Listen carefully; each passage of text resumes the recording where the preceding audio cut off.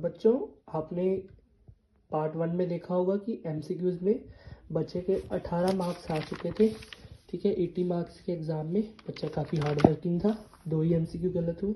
आगे section B देखते हैं, अब पता लगेगा असली कि कितना बच्चे ने काम किया है। 2 मार्क्स के क्वेश्चन में यहाँ पे पहला ही क्वेश्चन उसने इंटीग्रेशन का था। ओके, इंटीग्रेशन बाय पार्ट्स सही है, यहाँ पे इंटीग्रेशन बाय पार्ट्स लगेगा। लेकिन देखो, अब इंटीग्रेशन बाय पार्ट्स में हम आइलेट रूल यूज़ करते हैं। आइलेट रूल के अकॉर्डिंग क्या होता है? आइलेट रूल के according inverse trigonometric, then logarithmic, then algebraic, trigonometric and exponential.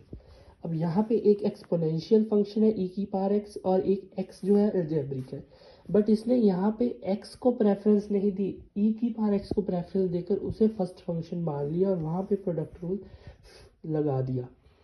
देखिए, इंटीग्रेशन बाय पार्ट्स ने बिल्कुल सही लिखा है कि इंटीग्रेशन बाय पार्ट्स आप यूज़ कर रहे हैं, बट इसने लगाया बिल्कुल क्वेश्चन का अप्रोच गलत। ये फर्स्ट फंक्शन नहीं होना था और ये सेकंड फंक्शन नहीं होना था, ये फर्स्ट होना था, ये सेकंड, क्योंकि आइलेट रूल लगता है इंटीग्रेशन बाय पार्ट्स में, तो वहाँ पे अलजेब्रिक पहले आता है, एक्सपोनेंशियल बाद में।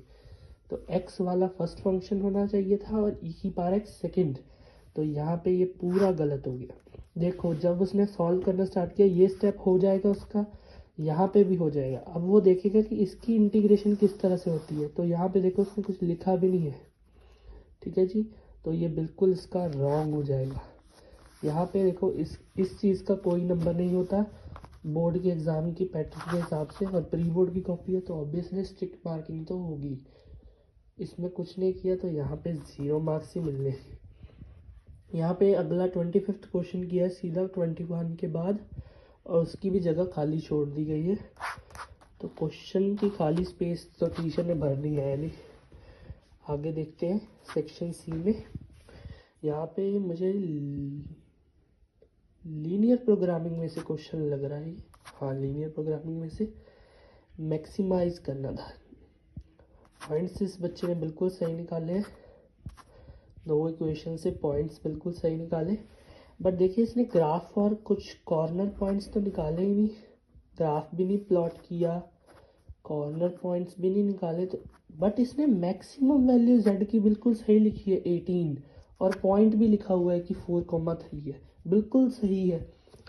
अब देखिए इस केस में अगर कोई बच्चा इस हिसाब से करता है कि उसने शुरुआत कुछ की है और लास्ट वाला आंसर डायरेक्ट लिख दिया, बट बीच वाला मेन पॉइंट तो लिखा ही नहीं जहाँ से ये कंक्लूड हो रहा है आंसर, ग्राफ से पता लगना था। ठीक है, ग्राफ से पता लगना था कि उसकी ये वैल्यू आ रही है मैक्सिमम और ये पॉइंट पे आ रही। अब इसने ये ग्राफ और कॉर्नर पॉइंट तो निकाले नहीं यहाँ पे कहीं पे भी। आगे भी देख लीजिए, आगे कुछ नहीं है, तो यहाँ पे इस बच्चे को मार्क्स मिलेंगे, बट इसका मार्क्स काट कर मिलेंगे। अब इसको यहाँ पे हाफ मार्क इसका होगा और हाफ मार्क इस चीज़ का होगा, क्योंकि डायरेक्ट आंसर लिखा है बट सही है, पता नहीं कहाँ से कॉपी किया है बट सही है। ठीक है जी, तो यहाँ पे मैं इसको 1 मार्क दे रहा हूँ 3 में से, हाफ भी दे सकते हैं टीचर। ठीक है, आगे इंटीग्रेशन का ही सीधा 30th क्वेश्चन किया है 28 के बाद। ठीक है, इंटीग्रेशन का ये बड़ा ही फेमस क्वेश्चन इंपॉर्टेंट है, special type of integration method से होता है, जिसमें साइन b-a के साथ डिवाइड और b-a के साथ मल्टीप्लाई। देखिए पहला ही स्टेप किया है जो कि स्पेशल था, इसके बाद इसको क्या करता है +x और -x, तो इसने कुछ नहीं किया, यहाँ पे इसको आधा नंबर ही मिलेगा, बिकॉज ये स्टेप का सिर्फ आधा नंबर ही है, था स्पेशल बट इसने किया है। देन आगे सेक्शन डी पे ही आ गया है, ये क्वेश्चन काफ़ी इजी है, ये मुझे सही लग रहा है किया है, सही है 1/u। देखिए यहाँ पे फिर गलती है, ये देखिए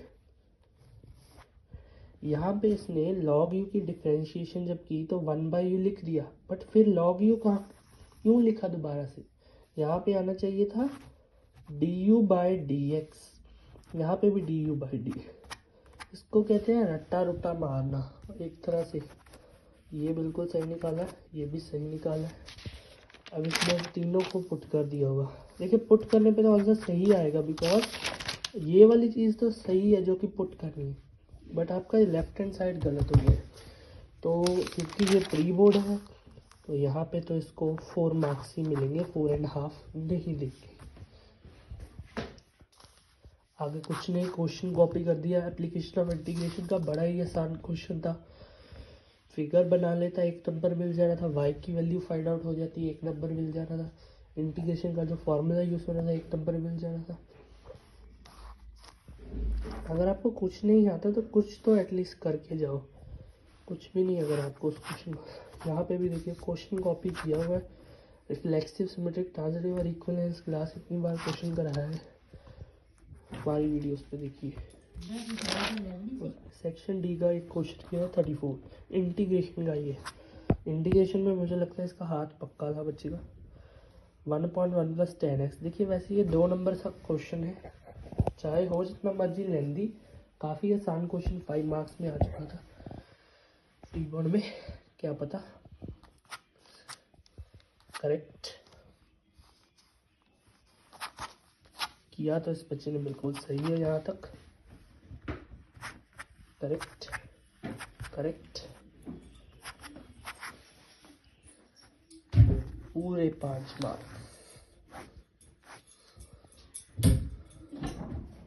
कि ये क्वेश्चन बिल्कुल करेक्ट है तो यहाँ पे पूरे 5 मार्क्स इस बच्चे को मिलेंगे। अब देखते हैं, पास तो ये हो ही गया होगा।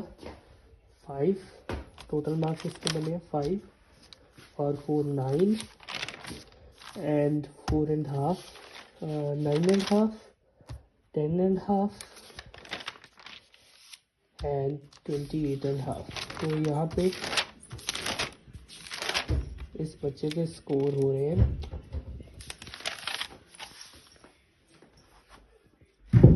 28.5 आउट ऑफ 80 मार्क्स। ठीक है जी, 28.5 आउट ऑफ 80